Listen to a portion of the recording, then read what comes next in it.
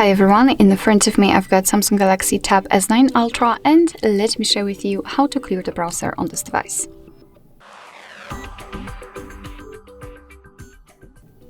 So first of all, we have to open our browser, and in my case it will be Google Chrome, so let me tap on it, and here we have to enter the three dots icon in the right upper corner. So let's tap on it and enter the history.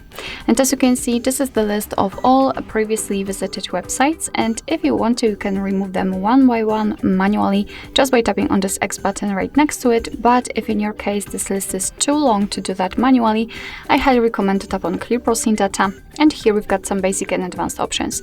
In basics, we've got browsing history, cookies and site data, and cached images and files, and in advanced we've got also saved passwords, autofill from data, and site settings. If you want to remove something, make sure that it is marked. So as you can see, I will remove everything. What is more, we can change the time range from last hour to, for example, all time, or 4 weeks. Up to you, of course. Let me pick all time and simply tap on clear data. And as you can see right now, the history is empty, which simply means that we just successfully removed everything. Alright, so that will be all. Thank you so much for watching. I hope that this video was helpful, and if it was, please hit the subscribe button and leave the thumbs up.